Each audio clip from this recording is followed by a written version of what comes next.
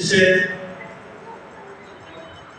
अर्हत बनते शिवली जी के धातु अवशेष आज थाईलैंड से चलकर पूज्य बनते जी शिवली जी, उनका नाम भी शिवली है, उनके द्वारा यहाँ पर दिल्ली में आए, भारत में आए, दिल्ली में आए, दिल्ली में भी समता बुद्ध विहार में आए। ये बहुत ही गौरवपूर्ण बात है और इसके लिए हम भाई नरेश बौद्ध जी को कोटि कोटि साधुवाद करते हैं कि उनका जो संपर्क है ऐसे पूज्य भिक्षुओं से है कि वो समय समय पर इस तरह के कार्य करते रहते हैं।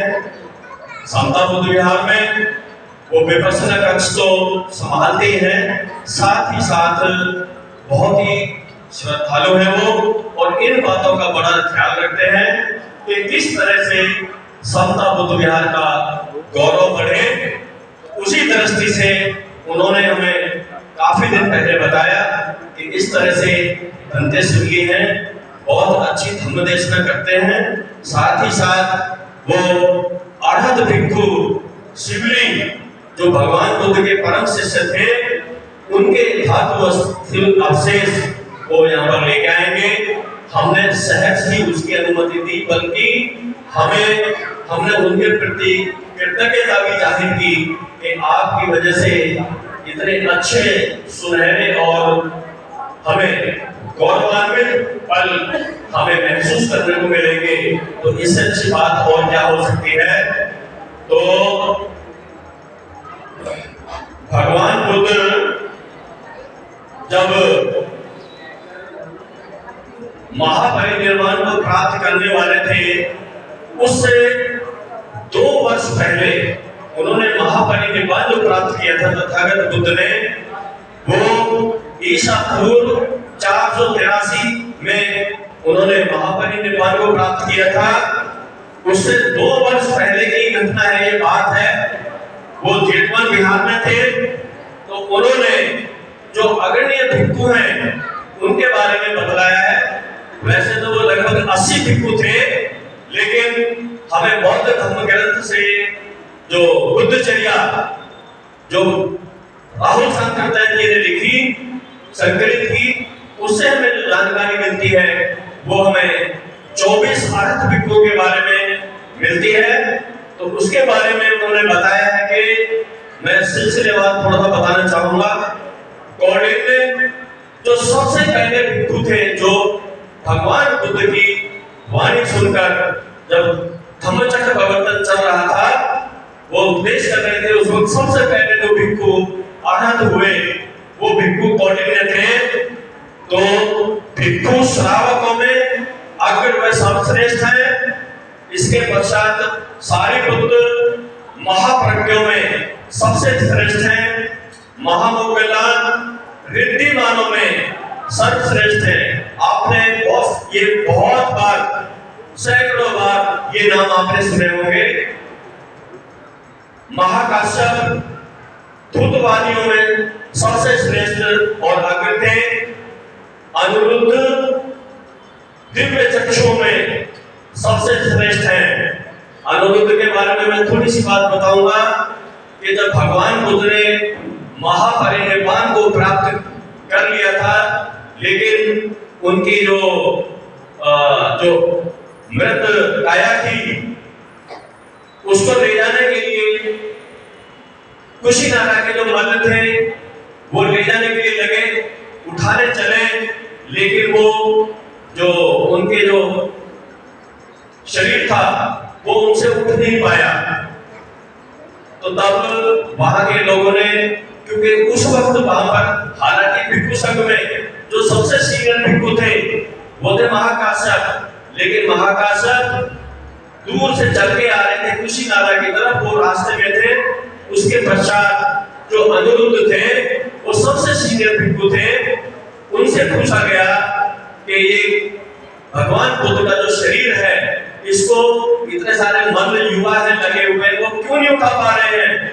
तो उन्होंने बताया कि देवों का अभिप्राय दूसरा है और आपका अभिप्राय दूसरा है। तो तब वहां के लोगों ने पूछा कि जो देवों का जो उनका जो चाहते हैं वो क्या पर्याय है कि आप उसी प्रकार से हमें बताएं, हम उसी प्रकार से करेंगे। तो भंते अनिरुद्ध जो थे उन्होंने सबको बताया कि इस तरह से इस दिशा से इनको लेके चलना है और उस दिशा में ले जाके इनका जो अग्नि प्रवाहित करनी है। तो तब उसी प्रकार किया गया और तथागत बुद्ध की जो ग्रंथ गाया थी, जो उनकी वो थी, उसको उठा लिया गया। तो एक छोटा सा मैंने परिचय दिया इनका। इसके पश्चात भट्टी है जो उच्च कुलीनों में सबसे श्रेष्ठ थे और लकुंडक भट्टी है। ये मंजू अर्थात कोमल स्वर से उपदेश करने वाले थे और ये सामर्थी थे।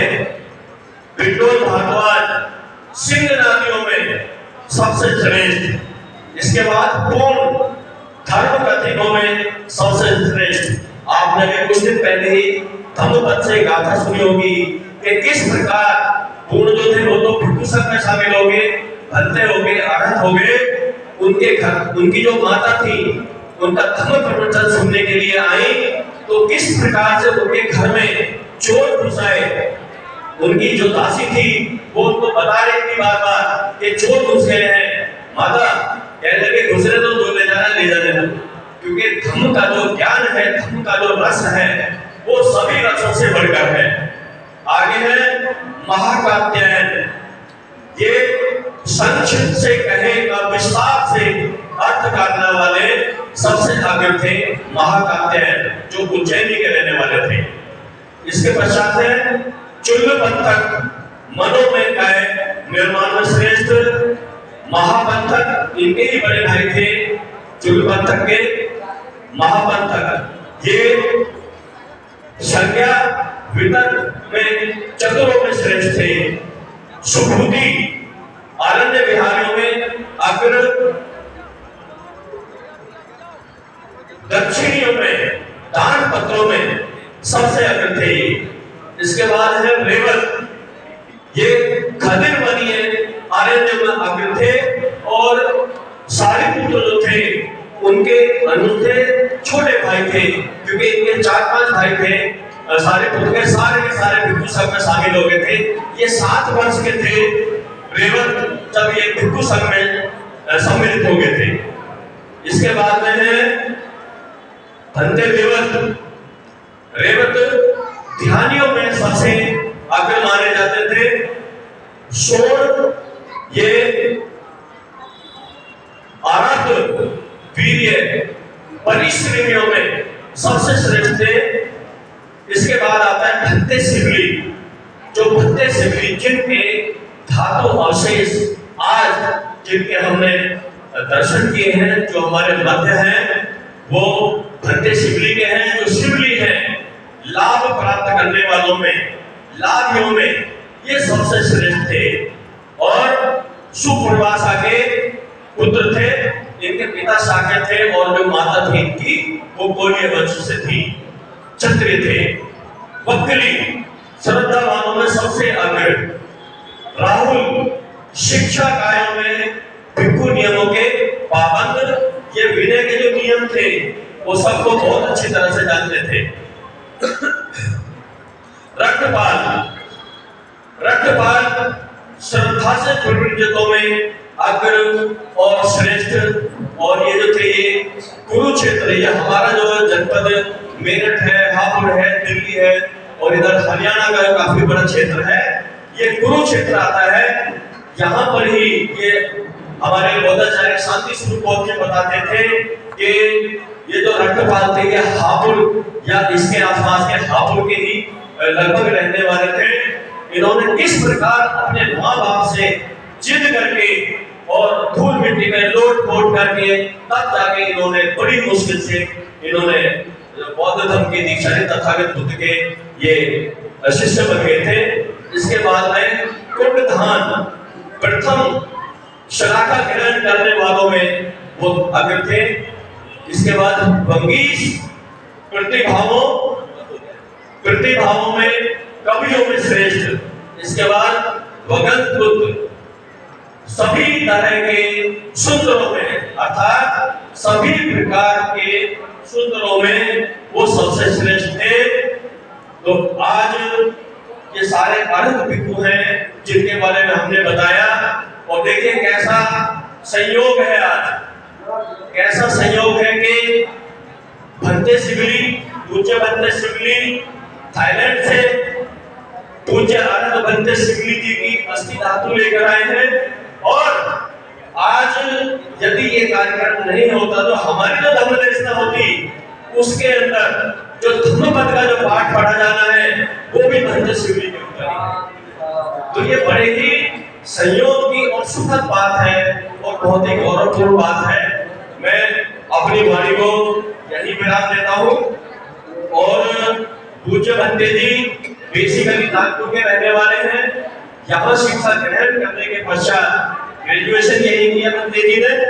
इसके पश्चात वो बुद्धिस्ट स्टडी के लिए थाईलैंड चले गए, वहां से मास्टर कर रहे हैं अभी।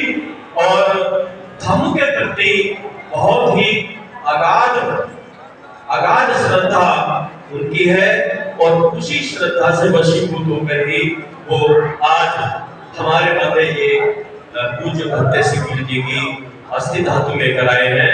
तो ये इनका परिचय है।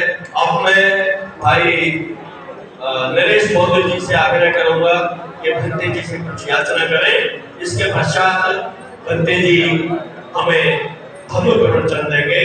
आज हम आपके लिए लेकर आए हैं बहुजन समाज की एक ऐसी किताब, कहीं हम भूल ना जाएं, एक ऐसी ऐतिहासिक किताब है जिसके अंदर आपको ऑडियो वीडियो देखने को मिलना है। ये पहली बहुजन समाज की ऐतिहासिक किताब है जिसके अंदर आप वीडियो भी देख सकते हैं। अब किताब के अंदर कैसे वीडियो देख सकते हैं ये मैं आपको पहले दिखा दूं। आइए तो हम देखते हैं। सबसे पहले आपने करना ये काम है कि किसी भी पेज पर मोबाइल द्वारा आप गूगल पे जाएंगे, और गूगल पे जाने के बाद आपको कैमरे का निशान नजर आता है। इस कैमरे पे आप क्लिक करेंगे तो ये QR कोड को स्कैन कर लेगा। स्कैन करने के बाद यहाँ पर आप देखेंगे ये लिंक आ गया। आप जैसे लिंक पर क्लिक करेंगे आपकी वीडियो चालू हो जाएगी, यानी कि आपको एक सटीक जानकारी मिलने वाली है, एक ऑथेंटिक जानकारी मिलने वाली है। बहुजन समाज की पहली ऐतिहासिक किताब है जिसके अंदर आपको तमाम महापुरुषों की जानकारी मिलने वाली है। आप इस किताब में देख पाएंगे तथागत सम्यक बुद्ध जिनकी पूरी जीवनी आपको मिलने वाली है, महान सम्राट अशोक जिनका जीवनी आपको इसके अंदर पूरी मिलने वाली है,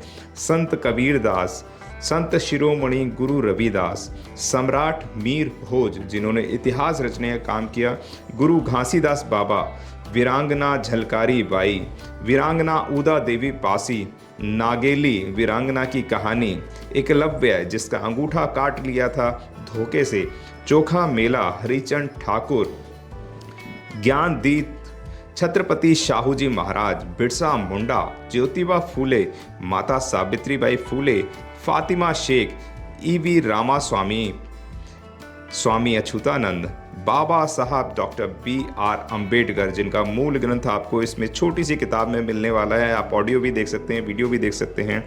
माता रमाबाई, मोतिया रावण कंगाली, सरदार उधम सिंह, ललई सिंह यादव, दशरथ मांझी, शिव दयाल सिंह चौरसिया, कपूरी ठाकुर, भवरी देवी, मान्यवर काशीराम साहब जिन्होंने इतिहास को दोबारा दोहराने का काम किया था, वीरांगना फूलन देवी, बहन कुमारी मायावती, संकल्प भूमि और पूना पैक्ट। बहुजन समाज का एक मूल ग्रंथ यह आपके पास आ गया है और आप इसको बिल्कुल भी देरी ना करें। तो साथियों, अगर आप ये किताब मंगाना चाहते हैं तो डिस्क्रिप्शन बॉक्स में जो आप नंबर देख रहे हैं इस नंबर पर आप हमें अपना ऑर्डर बुक करा सकते हैं। कितनी किताब आपको चाहिए? यदि आप चाहते हैं कि यह किताब पूरे भारतवर्ष में घर घर नजर आए तो आप इस वीडियो को ज़्यादा से ज़्यादा शेयर करें, लाइक करें, शेयर करें, अपने कमेंट हमारे सुझाव बॉक्स में ज़रूर दें और किताब को अपने घर पे मंगाना बिल्कुल भी ना भूलें। अगर आपने अभी तक हमारा चैनल सब्सक्राइब नहीं किया है तो सब्सक्राइब करें और घंटी का बटन बिल्कुल भी दबाना ना भूलें ताकि सभी लेटेस्ट खबरें पहुंच सकें आप पे सबसे पहले।